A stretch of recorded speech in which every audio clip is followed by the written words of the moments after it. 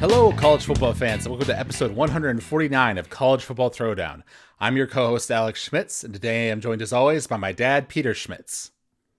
Hello, Husker fans and college football fans. Yes. Long time no talk, right?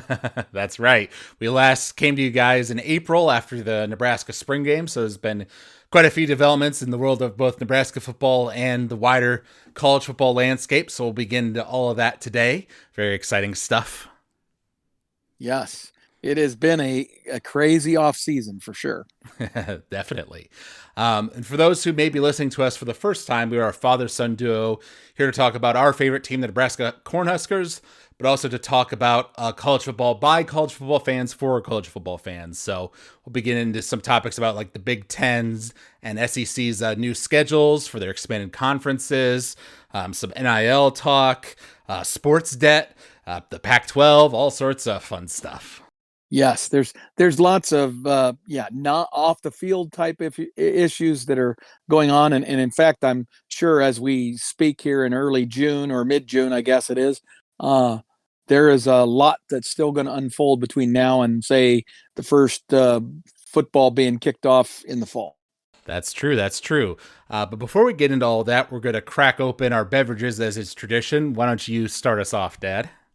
All right. I'm almost feeling embarrassed as I spoke with you earlier that, here it is mid-June and I have not mentioned Labatt Blue on the podcast for quite some time. And this is my favorite beer in my summer times here in Northern Michigan, as far as the traditional manufactured beers, not a microbrew or anything, but love the Labatt Blue from the great north of us, the Canadian beer. So I'm really excited to enjoy one of these, which I haven't had nearly enough of so far. All right. And then I've got a Golden Road Brewing Mango Cart, which I've come to enjoy. Oh, your mother and sister are both big fans of the Mango Cart. Okay. Well, I am too. Yeah. So we can. There you go. All tag team together. There you go. All right. Cheers. Cheers. All right. I may need two of these tonight. It's one of those kind of nights, huh? It is one of those kind of days. All right. Yes. Well, as I mentioned, our previous podcast was just after the Nebraska spring game, and on that, we discussed how there were going to be a lot of transfers after we recorded the podcast because we knew we were over the scholarship limit, and that traditionally happens after your spring game and everything else. We actually had a specific discussion about the quarterbacks because, of course, at the time we had 6 scholarship quarterbacks, and we knew that was too many, that someone was going to leave. So interesting, Dad, you said that Casey was going to stay. Casey Thompson was going to stay because he was had already graduated and was like working on his next degree and stuff, but that Torres and Smothers could go. And I went ahead and predicted that Harburg might be the one to go if the coaches tried to put him in a more of a running back position instead of quarterback. And in the end, Casey, Torres, and Smothers ended up leaving, which I think was a surprise to many Nebraska fans. Then all of a sudden we went from having too many quarterbacks to back to having almost too few, or like a bit of a more thin room. Well, when you think about it, I was 2 for 3, right? 2 of the 3 I accurately projected. And, you just didn't know how Casey was going to approach this final season of eligibility that he had. And it's obvious now in hindsight, now that he has gone into the portal and then ultimately chosen FAU as his destination and reunited with a coach he was familiar with from his earlier stop down in Texas. So he's kind of reuniting with a head coach that he's familiar with. But the bottom line is that he knows he's going to be in an offensive system that is very familiar for him, right? And it's going to give him a pretty darn good chance to get lots of snaps so that he can demonstrate his ability in this final season of eligibility. At Nebraska, it was clear that although he was in a good position, he was also very much in a competition. He was going to have to compete in the fall for a starting job, and because he was not able to participate at all during spring, in terms of throwing the football, actually playing and demonstrating his skill set, he was starting from kind of behind the eight ball. He was going to be the second quarterback to take snaps at the start of fall camp, right? So if you're in his situation, you can kind of see why he chose to do that. Um, that is the new reality that we live in this NIL world. So, I think he did a great job. I don't question his heart. I don't question his commitment to Nebraska or anything like that. And in fact, he's still coaching in Nebraska. He committed to do some youth football camps in Nebraska, and he's still coming back to do that, even though he's already moved down to Florida to his FAU campus. Mm-hmm.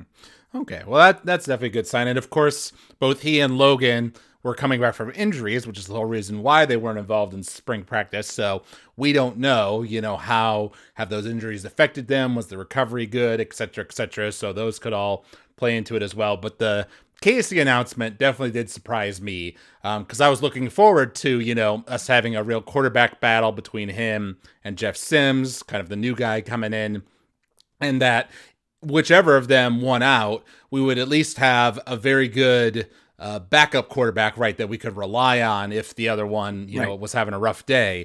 Now we're kind of back in the situation where we'll have hopefully a good starting quarterback. Jeff Sims impressed overall in the spring game, but behind him, I'm not so confident.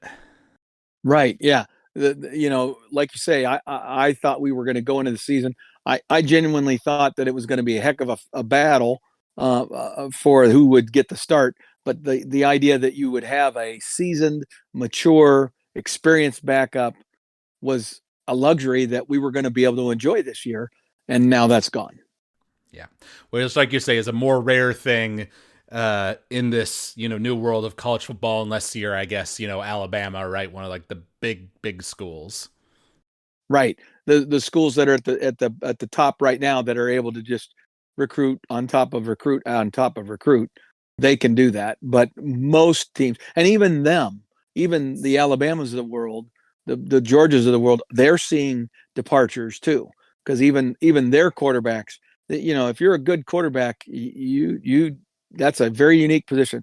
It's one where usually there is a name starter, and that starter is going to get almost all the snaps unless they get hurt. And so if you're a very, very talented player and you lose in that competition, you're ready to move on right quick. Right.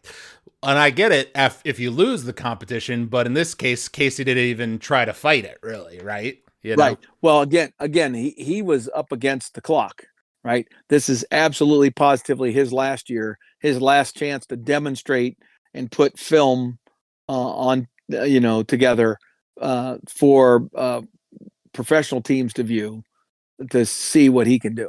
And frankly, since he's going to a place that's a familiar offense, he's not going to have to learn so much new stuff. He's going to have to re-educate himself on something he already knows. And so it's actually probably a pretty good fit for him. Right. Yep. Well, obviously, we wish him all the best here from Nebraska. We appreciated all the work that he did for us last year, and I hope he has success at FAU.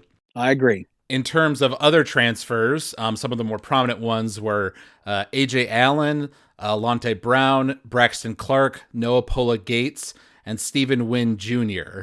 There were others, but those were some of the bigger names I noticed. Right.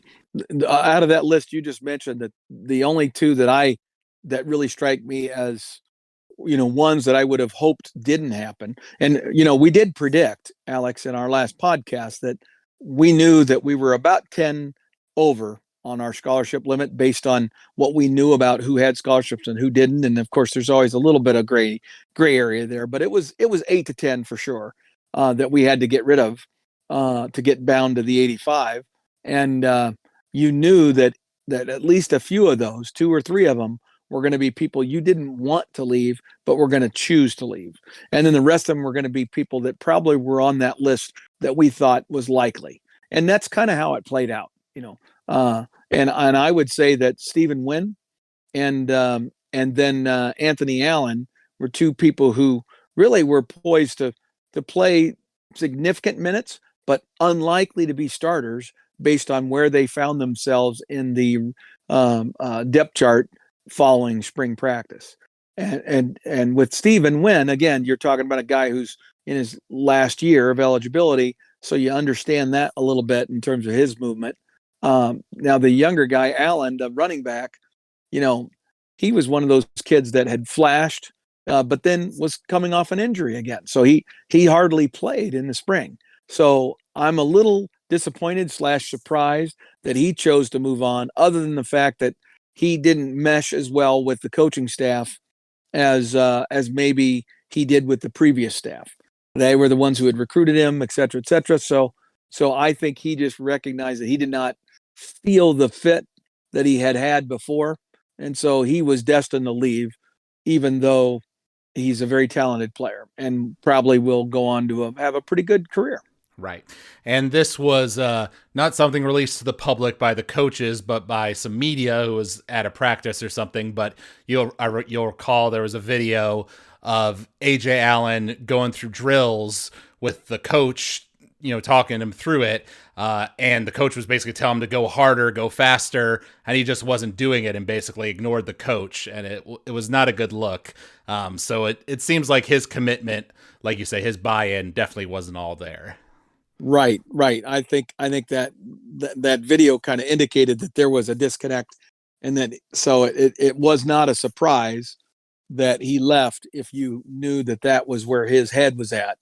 And that's something, again, it's another new reality that we have to deal with, is that in the past, and it's amazing if you listen to players from the bygone years, from the 80s and 90s and 2000s that get interviewed on various programs, they will talk, almost every single one of them, even if they became superstars, every single one of them will talk about there was a moment when they were freshman or sophomore where they were thinking, God, this is just too big a hill to climb. I'm sixth on the depth chart. I'm whatever. I'm seventh on the depth chart. I'm never going to play. This is a bunch of crap. My running backs coach or my position coach doesn't like me. And they just want to pack it in and give up or transfer or whatever. And, but so many of them, they stuck it out and eventually found their footing. The game slowed down for them, however you want to describe it. And then boom, they became successful. And now I think in many cases, not all, but in many cases now, those kids aren't going to stick around for that. Right. They're going to leave and hop to another school in the hopes of the immediate playing time, the new greener grass, whatever. And hopefully some of them will then flourish in those situations. But I'm going to be very curious to see what the stats are 10 years down the road when we have 10 years of data and we see how many people actually transferred and then what their level of success was at their new schools. And I think we're going to find out that there's probably less than a third that actually transfer and end up having highly successful situations in their new environment. And there will be lots of questions about if they had stayed, what if? In addition to all the transfers, obviously, we've also had new recruits, committing to the program over time. I've seen, the updates in regards to that. Nobody that seems to jump off the page, but some solid people. And of course, Dylan Raiola, who we've discussed previously on the podcast, was the number one player for next season's recruiting class and somebody who we were definitely pursuing, announced his commitment to Georgia, which we perceived to be his first choice, so it wasn't exactly a surprise, though still a little disappointing. Yeah, it's disappointing because he's a legacy. His father obviously has a big spot in his heart for the Cornhuskers, and I think he would have loved to have seen his son follow in his footsteps. But at the same time, I think as most good fathers do, he was there to advise, but ultimately he left it to his son to make his own choice about the path that he wanted to take in life. And really, when you get down to the brass tacks, yes, he could have come and been viewed as the savior of Nebraska football or whatever. But with that comes a lot of pressure and a lot of potential downside risks, where where he's going now, he's going into a program that's already at that pinnacle that just needs to maintain it. And he knows he's going to be surrounded by the best of the best because of the way the way that Georgia recruits.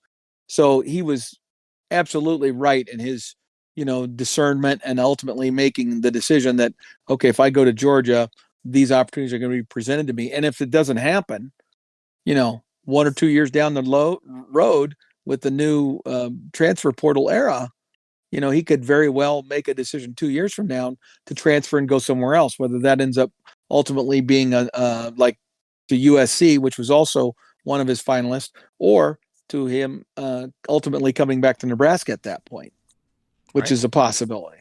Yep, certainly is a possibility. From those new commits we've got, was there anybody of significance you wanted to highlight? You're catching me without. I got to pull up the right thing, but it's there's a Buford, and his brother is already on the team, and now he committed. He's a 4-star defensive back out of Texas, and I think the thing I would want to emphasize about our recruits, we've only got 8 for this next recruiting class that have committed at this point, and it's not a highly regarded group collectively nationally. But I like what coach is doing. I think he's going after a lot of the right people.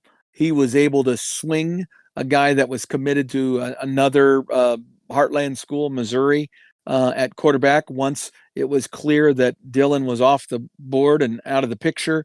Effectively, a guy who is a local product, who was from Nebraska, who would have been one of our top candidates in a year that Dylan wasn't around because of his, Nebraska being a Nebraska native, and he's a pretty darn good player. Good enough that he was invited to be a part of the Elite 11 quarterback camp that goes on. In fact, it's going on right about now. So it's not like he's chopped liver. He's not Dylan Raiola in terms of the rankings, but he's a very talented player, and he's from Nebraska. So we were able to kind of have our cake and eat it too, and that we were able to pursue Dylan until it was very clear that he was not coming to Nebraska. And then we were able to shift gears, and we still got, the top quarterback from the state of Nebraska that we would have gone after in any other year. So that's really good. And the Buford kid is, I think, the example or the demonstration of our commitment to Texas. Out of the 8 players that we have committed at this point, maybe it's 9 now, 4 of them are from the state of Texas. And really, Texas recruiting has been somewhat dormant for us pretty much since we left the Big 12 for the Big 10 back in the early 2010s era. When we did that transition, one of the things we gave up, quote, quote, was our pipeline to Texas. And we started trying to recruit more in the Big 10 footprint and things like that. I think with all the connections that this staff has with the state of Texas, it's a natural fit for them to go after Texas talent, and it seems like we're having some pretty good success doing it. Mm-hmm. Yeah, that is good news to hear. And one other cool Nebraska piece of news that's breaking just today is that Jordan Larson was announced as a new assistant volleyball coach for that team. And I know she was a superstar back in her playing days with our team at Nebraska, and has gone on to do really well professionally and at the Olympics and all that stuff. So definitely an exciting hire for that sport. Yes, absolutely. It's been quite interesting to watch the roller coaster that she's had to ride these last few years with, winning the gold medal and being the captain of the U.S. Olympic team. She's just a phenomenal player, really viewed by many to be one of the best players of all time, the best U.S. volleyball players of all time, and has done it with just a tremendous work ethic. Obviously talented, but a combination of that with great work ethic that has allowed her to do that. And she is a classic John Cook trainee, if you will, in that her strengths are that she's an incredible all-around player, great defensive skills, which is always the hallmark of John's teams, And so for him to be able to, get a commitment from her as the NCAA expands volleyball coaching staff from 2 to 3. Just this year, there was a change that allowed volleyball to have a third paid assistant, and that opened the door for us to get Jordan without having to shove somebody else out, right, or have somebody shuffled out. And so we've got what will be an incredible recruit message, if you will, for her to be able to go out and recruit on behalf of Nebraska. So it's another great example of John being very forward thinking in his approach to the game. Mm-hmm. Very true. Very true. So now we're going to move on to some more conference-wide talk because one of the big announcements was that the Big Ten announced their new plan for schedules for the upcoming seasons, with USC and UCLA added and how they were going to adjust for that.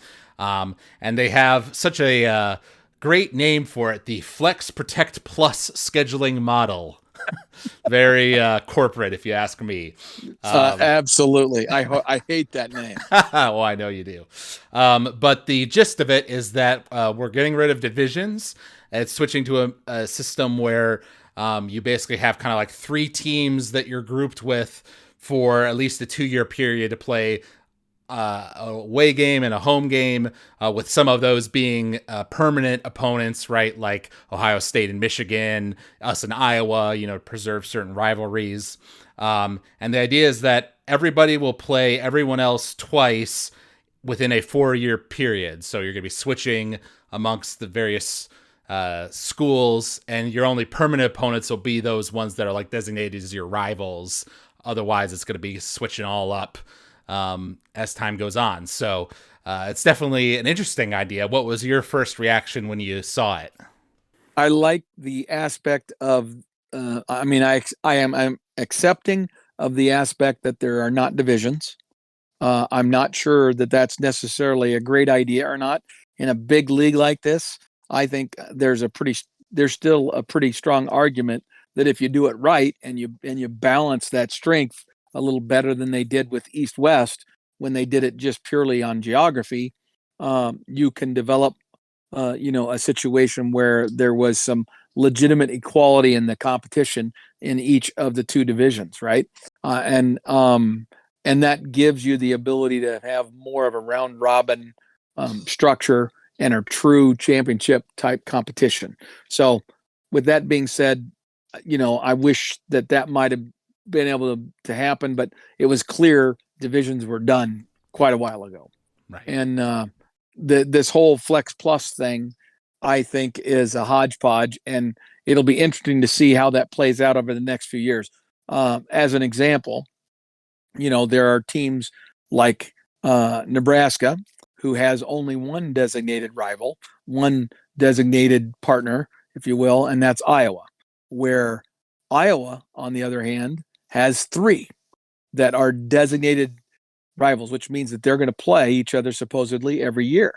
Well, it's going to make it particularly hard for Iowa to work around that schedule, right? Michigan's got 2, Ohio State only has 1, Penn State has 0. Right. So they're the only one that has no designated rival, which I find kind of crazy. I would have thought they would have tried to preserve the Penn State Michigan State thing, because they've been trying to establish that competition as a marquee matchup. The 2 major land grant universities of the upper Midwest, but it just never took, right? So they decided at this point that it wasn't worth salvaging. But so that inequality of some teams having 3, some 2, and some 1 protected rival is going to be quite interesting as you play it out.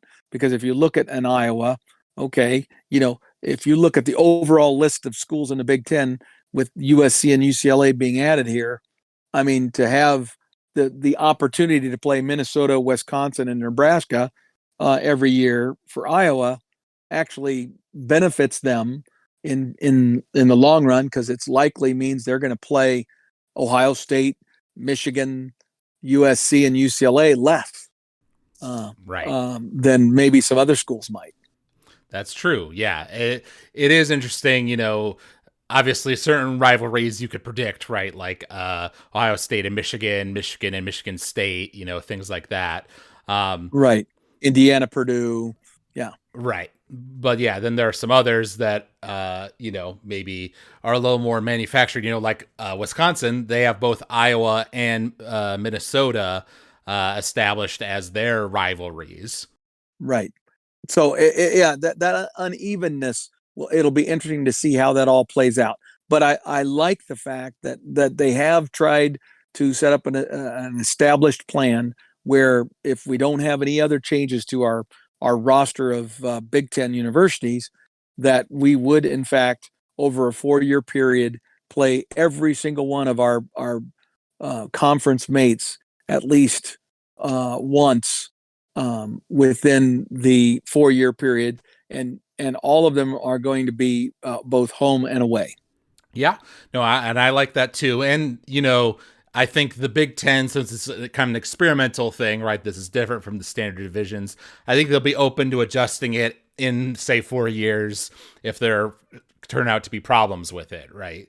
I agree. Well, and I really do think it might be somewhat temporary anyway, because there's certainly a lot of buzz suggesting that we might not be done with expansion. That's true. Well, yeah, we'll talk about that in a bit. Focusing on the Nebraska side of things, one of the keys of this whole negotiation was that the Big Ten kept to the 9 conference games. So we're sticking with that. So if you look at Nebraska's 2024 schedule, it doesn't look too bad. Some of our tougher games are Wisconsin, UCLA, Michigan State, Penn State. So definitely some difficult competition in there. But it seems much easier when you compare it to the 2025 schedule, when some of our other games are Michigan, UCLA, Ohio State, USC. We've got a lot of the big boys that year. Right.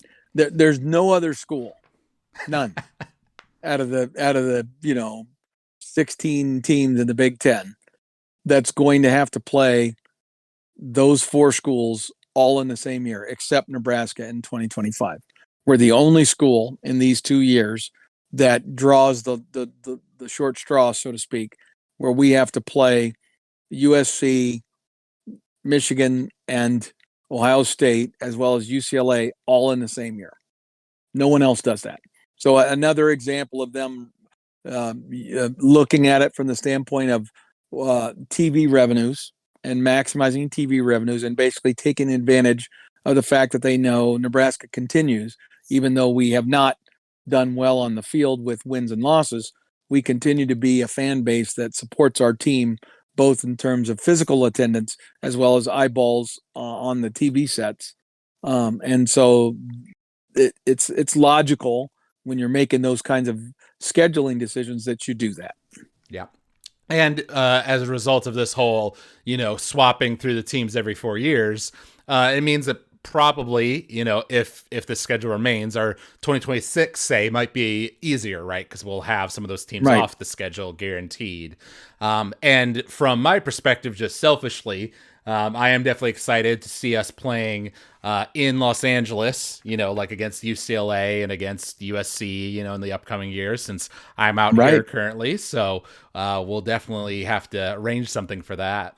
Yes, I'm looking forward to that. I would love to go to the Rose Bowl again and watch another UCLA Nebraska game, or to go down to the Coliseum and watch USC. So those are some cool opportunities that all Big Ten schools are gonna have.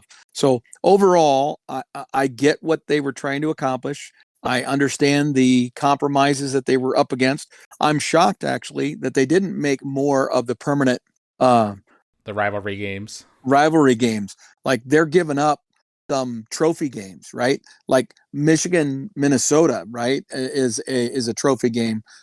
I don't know if it's a Paul Bunyan Axe, or there's some kind of trophy games that are no longer going to be played every year like they were before.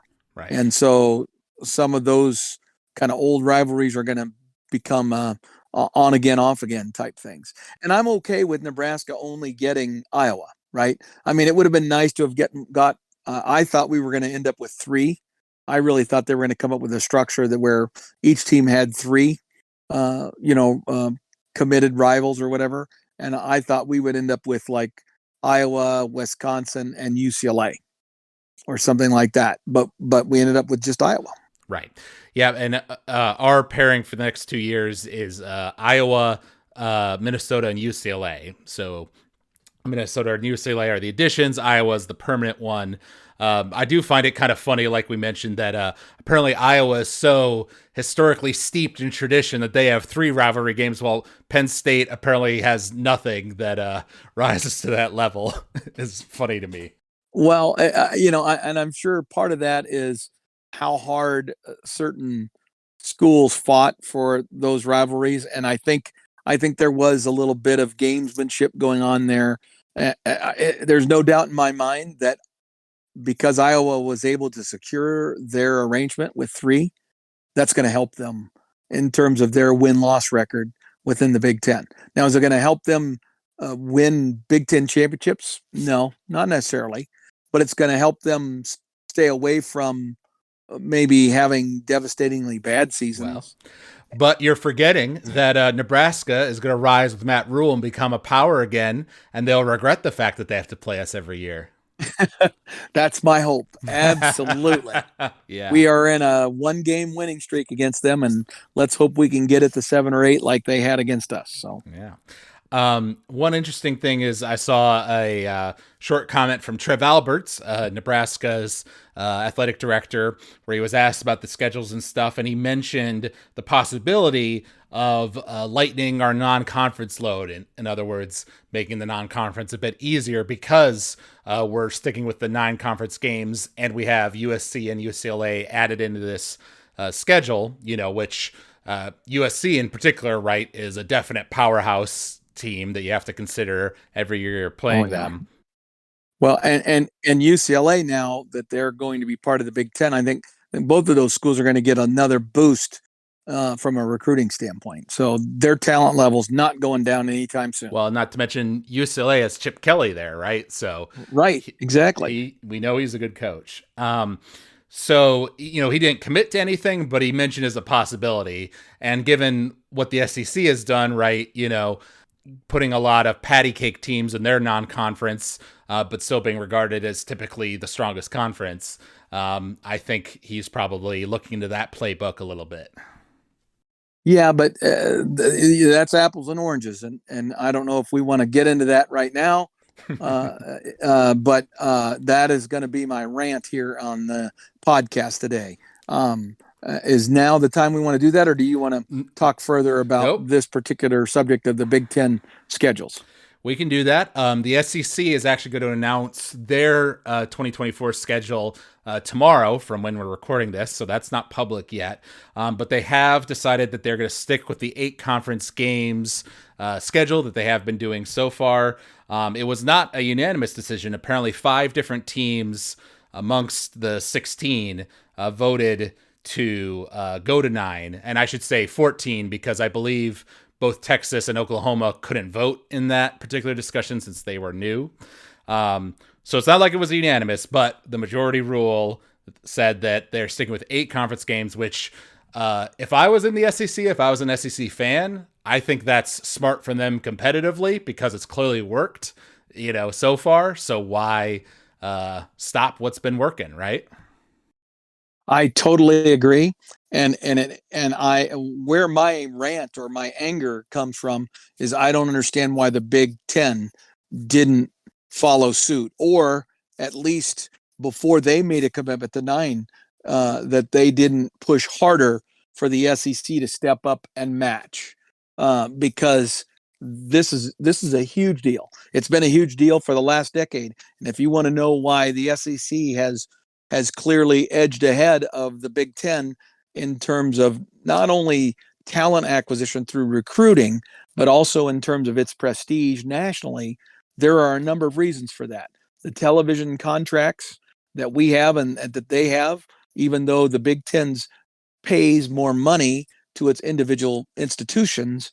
The fact is that we went heavy on internal conference inventory and how we could present that to our television, our media partners, where the SEC, I think, was more, betting on themselves, so to speak, and investing in the fact that what they did was position themselves to have the best maximum records that they could for their teams.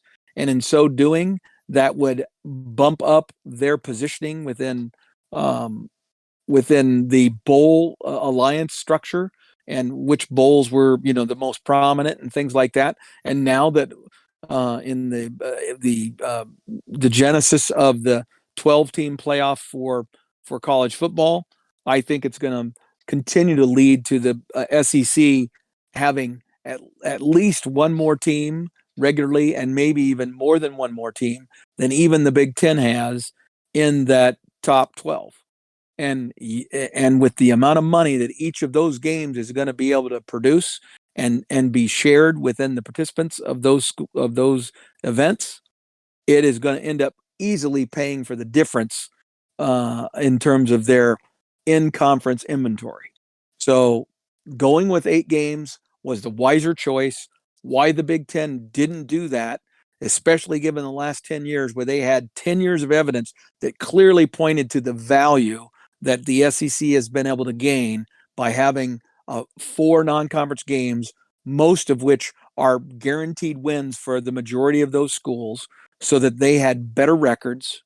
Okay. And because of those better records, they had access to better bowls. And because they had better bowls and better visibility, that they were perceived as being better than they would have otherwise been viewed, which led to better recruiting. So it's a vicious cycle that keeps building on itself. And for whatever reason, the Big Ten was so focused on trying to play each other that they neglected the reality of that situation. They should have either fought for the SEC to get to 9 with them, or they should have fought for the decision makers and the structure within the guidelines for the selection of the top 12 for the college football playoff, that the emphasis that was supposed to be there originally about strength of schedule needed to be beefed up substantially, so that all these SEC schools who have one more win that Big Ten schools would not be getting the benefit of the doubt, that it has to swing the other way. Right. Does that make any sense? Oh, no, it makes sense. And it's what we've talked about on many podcasts in the past. And I will say the 9-game structure from a fan's point of view, in terms of, interest in games and TV viewership and all those other things, I think 9 games is better. It's more interesting. I agree. From the purely competitive, national rankings perspective, 8 games is better. Well, 8 games is better because the decision makers who were choosing the top 4 in the previous version of the college football playoff, and that there's going to be a similar structure, it appears, for the new college football playoff that's 12 teams, they did not emphasize conference win-loss records, and they did not recognize the strength of schedule. And they should have been giving the Big Ten and other conferences that were playing 9-game schedules, they should have been giving those conferences some additional benefit of the doubt over the SEC. They effectively should have, in a subtle way, punished the SEC for choosing to play a less severe schedule. Okay. And instead, they could not get past the win-loss record thing and allowed the SEC to gain this foothold of dominance. And I know there are other reasons. It's not just this one reason. The truth is there's more athletes in the Southeast, et cetera, et cetera. So I don't have my head in the sand. I'm simply telling you that if they had established that up front, we'd be in a better place as a sport. And now the Big Ten has put their head in the sand, ignored that reality, and committed themselves to another God knows how many years of being at a disadvantage to the SEC and allowing the SEC to continue to build the separation between those two conferences. Right. Because with the new 12-team playoff system, right, the Big Ten is guaranteed to get their champion in, right? So unlike the old system, you're at least guaranteed to get one in. And I think in a lot of years, the Big Ten will also probably get a second team in. But like you say, we'll probably see situations where the SEC gets 3 teams in while the Big Ten only gets 2. And if that shows up as a trend, because those lower rankings, right, the say 10 to 12 ranked teams will be even more subjective, and there'll be even more arguments for this or that team than we had before with the 4 teams. Exactly. And if they're not emphasizing, Alex, strength of schedule and the fact that, hey, they had the Big Ten teams had to play, a ninth conference game. So there are, if you're playing that ninth conference game, there are 16 teams in the conference. There are 8 more losses that are assigned to teams within the league that the SEC doesn't get. Because if you look at the non-conference win-loss records, on the non-conference weeks for the SEC, the Big Ten, you name the conference, generally speaking, those win-loss records are astoundingly in favor of the power conferences. So on any given week, the SEC plays 16 games that are against non-conference opponents. Out of those 16 games, they're going to win 14 of those 16 or even more, right? Where you're guaranteed that you're going to be 8-8 in a 16-game league because you're going to play 8 games and you're going to have 8 winners and 8 losers, right? So that's just a fact. So just that differential alone in terms of win-loss is one part of it. Then it's about timing. It's about the SEC's wisdom in recognizing that they were going to take advantage of that 4th non-conference game. And not only were they going to play a 4th non-conference game, but they're going to strategically locate that 4th non-conference game in like week 10 of the season. So effectively, they get a bye week. They're going to play the Little Sisters of the Poor in week 10 that allows them to, not play some banged up starters and things like that, or play them briefly and then get them out of the game so that they can recover and be in a much better healthy position as they go into the stretch run of the season, including the playoff. And the Big Ten didn't do that. Right. They instead chose to play that 9th conference game against an opponent who's going to have equal resources, equal, monies to pay good quality coaches and have talent, that's comparable to each other in a much more competitive environment. And it was just stupid for them to do that. Cool. I'm going to switch us into 2 Nebraska related topics that kind of tie into this.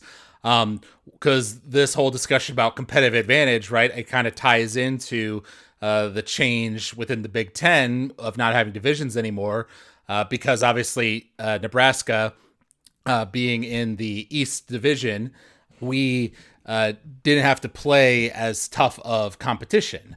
Right. We were the West. Sorry, yes. The West. Yes. Being in the West, right? Like Michigan State, Ohio State, Penn State were all on the other side, so we didn't have to play them as regularly. And now we don't have that same benefit anymore, right? We'll probably be, cycling those sorts of teams in, at least a few of them every year now, which I've seen a lot of Nebraska fans kind of say, bring it on. We're ready for the challenge. That if we can succeed under those circumstances, it will elevate our national prestige. But it also has the possibility of us, maybe playing some close games, but once again, like having a 5-7 type season where we had to play USC, Ohio State, Michigan, UCLA, all in a row or something like that. Yep. I would agree with you that, climbing in the mountain for us to get back to being in the competitive elite is made more difficult by the changes that have happened with the expansion and the loss of divisions. There's no doubt in my mind about that. We've had a decade though, Alex, to right our ship and reestablish ourselves as one of the dominant teams of the Big Ten Conference, and we didn't do it. Right? We had our window and it's closed and we didn't get it done. Mm-hmm. But, that's water under the bridge. Nothing you can do about it now. So we just need to recognize that we have that hill to climb, and we just got to start climbing it. Now, the reality is that I think because the other schools, if they keep it the way it is, are going to also be facing these teams with very even frequency to us, where the previous schedules had a bunch of weird caveats that were driven to maximize the high eyeball matchups that the television partners wanted or desired, right? And that's why Nebraska kind of got screwed if you look at it over the course of the years that we've been in the Big Ten. We've had to play some of those premier teams with greater frequency than many of the other teams in the West, and that has effectively influenced our final records, our position within the Western Division of the conference in terms of standings. I mean, that has all worked against us because we did not step up and get our shit together. Right. Okay. That's just the way it is. Right. And so we have to accept that and kind of move on from there. Yeah. Yeah. And like you say, that more even split of the teams will hopefully help us in regards to our old Big Ten West rivals. One other small thing that we forgot to mention during the Nebraska section, but Matt Rule during this kind of summer time has been making the rounds of various coaching clinics and, dinners and events and things like that, and speaking opportunities and things like that.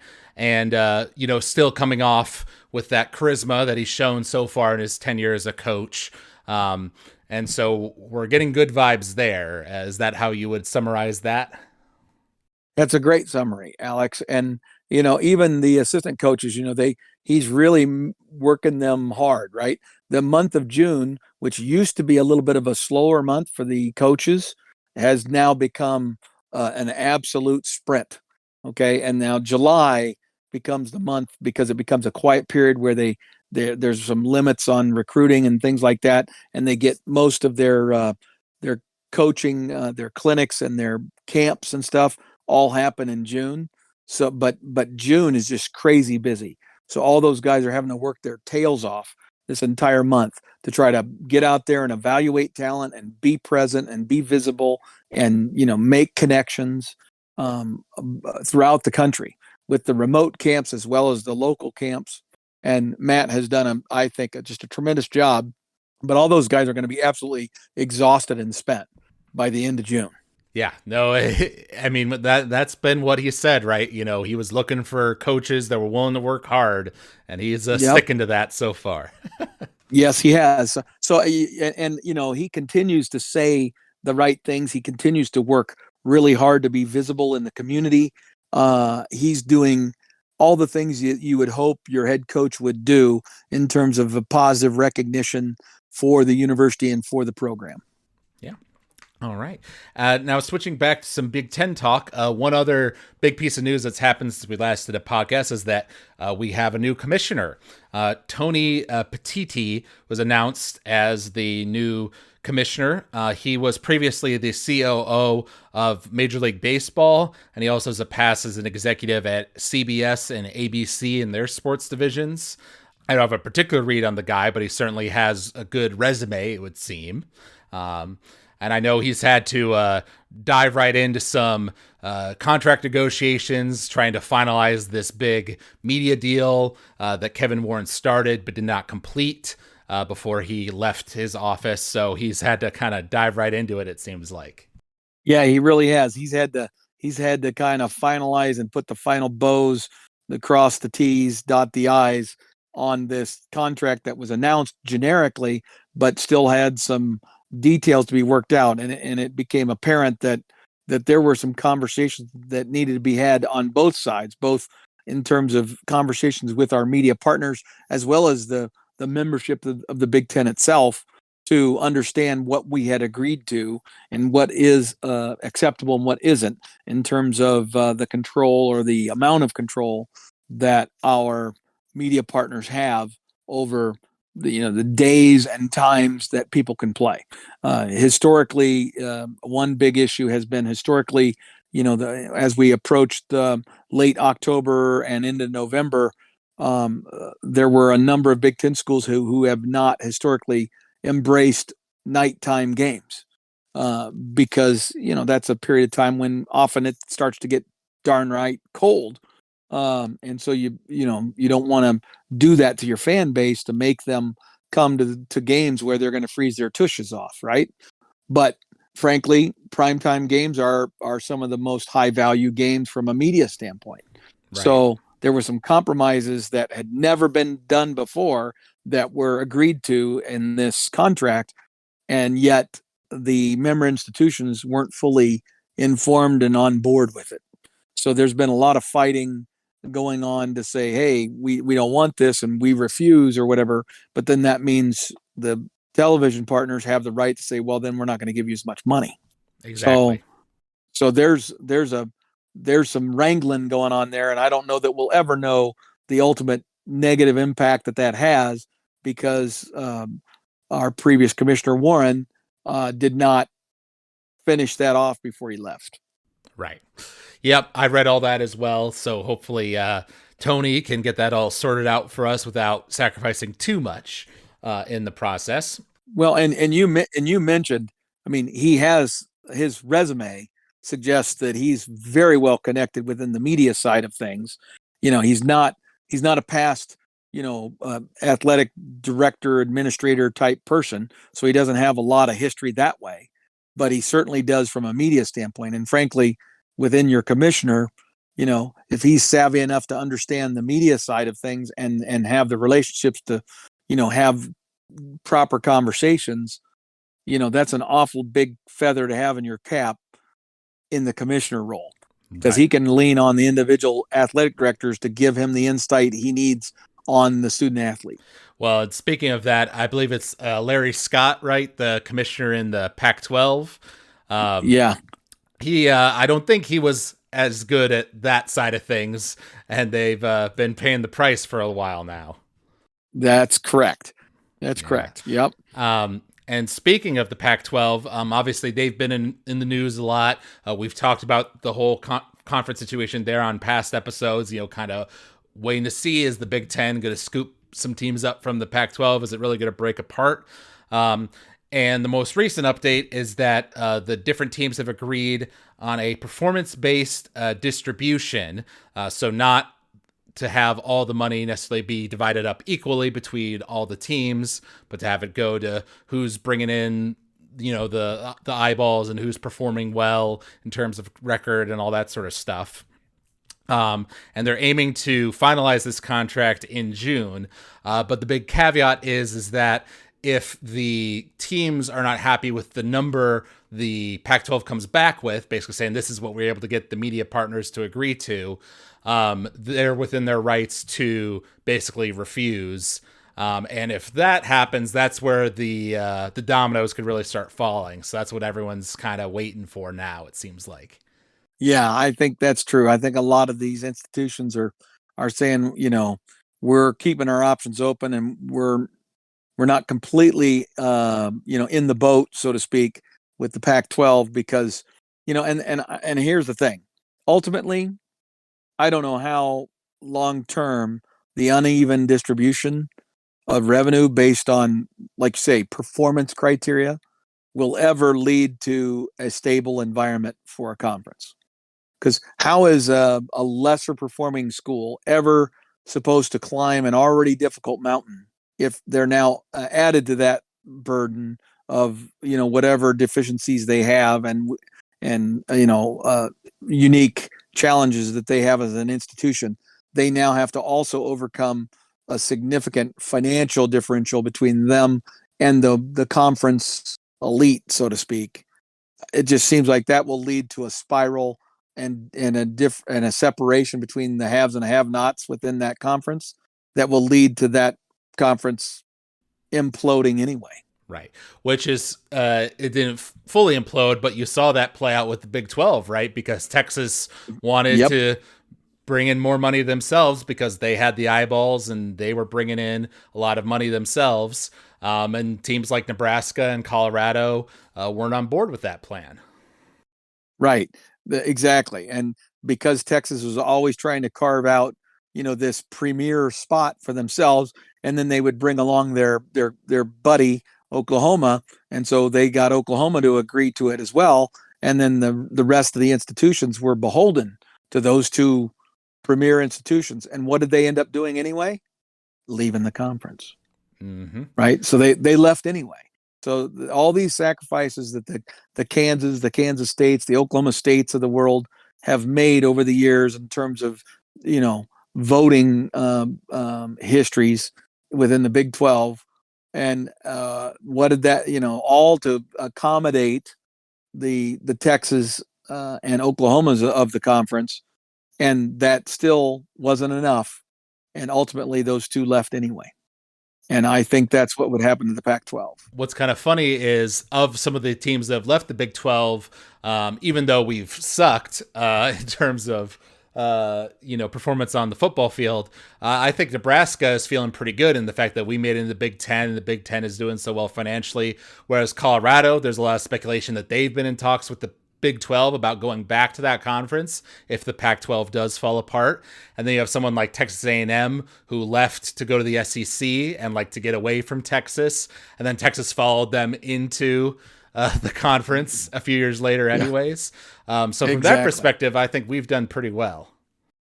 I would totally agree that I think the biggest thing with Nebraska is we've underperformed since being in the Big 10 in terms of where our major sports programs have performed.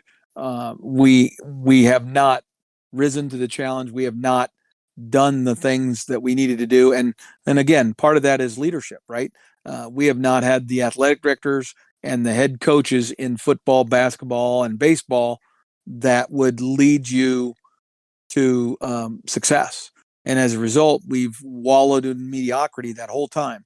And we're just lucky that even in that set of circumstances, we still find ourselves in really good financial condition because we are a member of the Big 10.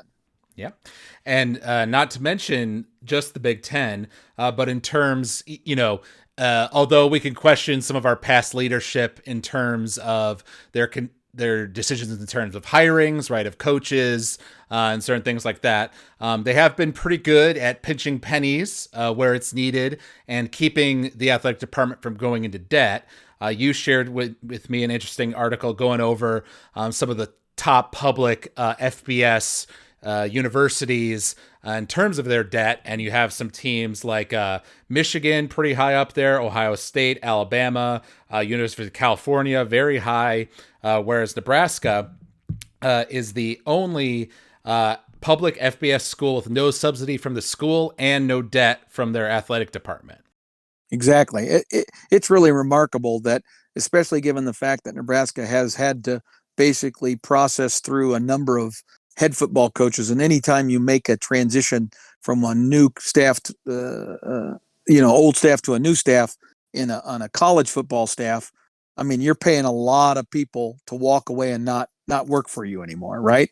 And even in light of those mistakes that we've made in terms of some of those hires that didn't work out, we still find ourselves not only with no athletic department debt, but we've continued to not only not take subsidies from the greater school, we have provided money to the tune of $10 million or more per year to the academic side.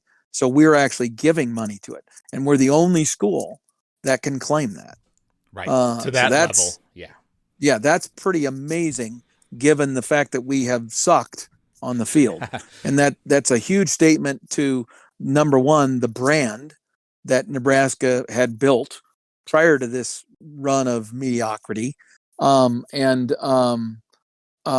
just the loyalty of the fan base. And it goes beyond football. Obviously, football's the kingpin, but it's the fact that Nebraska fans, end up representing and putting themselves in the higher end of attendance figures for areas that we've never been good at, like men's basketball and women's basketball and our baseball program, all very, very well attended sports programs. Hell, even our wrestling team and our gymnastics programs and things like that are way above average standards for attendance to all these events. So it just gets back to the passion that Nebraska fans have for their university and for their sports program. Right.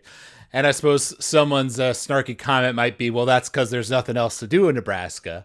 But at the same time, you've got plenty of more rural states, rural universities, that have good sports programs and stuff like that. And they haven't done as well as us. So it goes to show that there's something special about Nebraska. Absolutely. When you look at, premier teams, I'm going to pick two, Ohio State, one of our fellow Big Ten universities, and Alabama, who's probably been one of the most successful programs of recent years in the major sports. I'll say not necessarily their whole collective program, although it's very good, but they just don't have the number of athletic teams that say a Stanford or a Texas offers. But Ohio State and Alabama both have over $230 million of debt within their athletic programs. And you know what? Nebraska has no debt, and we're opening what will be the premier, athletic support facility in the country this fall with the Go Big project opening up this fall. And we will have the newest and best and brightest bells and whistles of anybody in the country as that facility opens, and it's opening with us having zero debt. Right. So we've managed ourselves very, very well and invested in these other programs. Alabama, heck, OU, even Texas. Texas has over $200 million in debt. Right. And I wanted to mention that because it's not like, Nebraska is skimped on, like upgrades to Memorial Stadium, building new facilities for other sports. And like you said, the new big training facility for football and everything else. We have a newer basketball arena. We have the premier volleyball arena in the world at Bob Devaney Sports Center. I mean, that is the pinnacle of volleyball arenas in the whole freaking world. Right. Because like that article that you linked me to talked about like an arms race within facilities and stadiums and things like that. So how do you think that Nebraska has managed to remain competitive there? Maybe we're not the very tippity top, but we're in the conversation, and not gone into debt. Whereas all these other facilities, I guess, or not the facilities, but the universities have felt the need to one up their rivals and spend big bucks to try to attract talent. Right. Well, I think that generally speaking, Nebraska has done a great job with their contract process, right? Their contract management, their construction costs, things of that nature, because Nebraska is a right to work state. It costs a lot less to build something big in Nebraska as compared to, say, the state of Michigan, where we live, where it is a unionized history in this state. And so when somebody tries to build something, and there's a recent example, Michigan did some upgrades to Michigan Stadium, and they spent $400 million or some stupid amount of money to make some upgrades to their football stadium that, were nice, but collectively didn't really dramatically change the look or whatever of it. It just enhanced the amenities of the stadium, and it cost an enormous amount of money. And Nebraska was able to build what will be one of the best, sports support or athlete support locations in the entire country, and we spent, half that amount of money. Now, why is that? There's a lot of reasons for that, but one of them is the cost that we're paying to have those things constructed. And in addition, we don't have the layers of administration like some of the other institutions do. So there's been some efficiencies there as well. It's just been a good, wise use of the resources that they are given, along with a fan base that is very supportive. Very good. All right. Now we do have some NIL talk that we had on our docket, but should we save that for next podcast? I think we should. Yep. There's so much stuff. And that's the one tie-in I would say to this last topic about athletic department debt and NIL. NIL is dramatically changing the game in how people. So our timing couldn't be better in terms of getting major investments into our athletic support facilities and the bells and whistles, right? The arms race, if you will. We're fairly well positioned as we go into the new era that includes NIL, because NIL, it's not a complete zero sum game, but it's not like you can just snap your fingers and all the NIL money is additional money. That NIL money is to some degree, and I'm going to say it's a large degree, the same donors that would otherwise be donating to the university for facilities improvements. So they're shifting that money from one support area to another. And so it's going to be harder and harder for schools going forward to raise the money they need to build facilities. Right. Because those are the same donors they're going after that are throwing a bunch of money at NIL. Right. Unless these, Congress steps in or the NCAA and really changes the rules from how they work now, which might shift that paradigm. But for the time being, I totally agree with you. That's what the reality of it is. Yeah.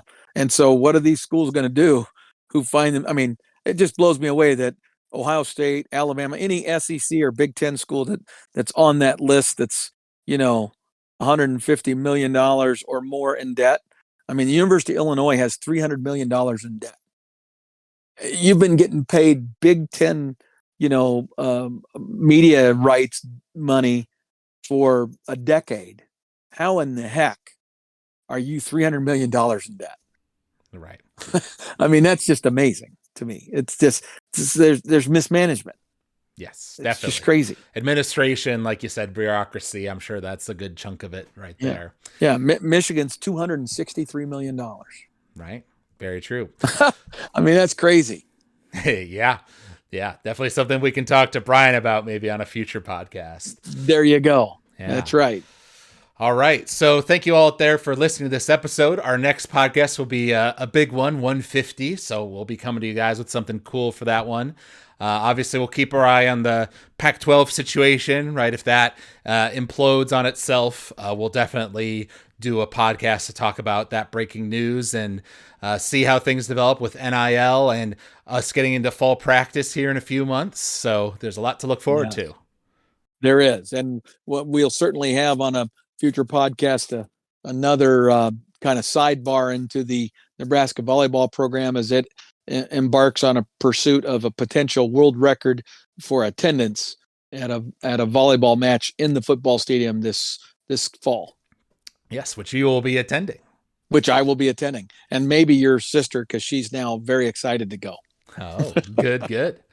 All right. Well, if you out there enjoyed listening to this episode, you can reach out to us at huskerpete13@gmail.com. You can also follow us on Apple Podcasts or on Spotify. You can subscribe to us there, leave a comment, a rating. We always love hearing from the fans. We can read your stuff out on the air. So thank you all for listening, and thank you, Dad, for joining me for this episode. And until next time, go Big Red. Go Big Red.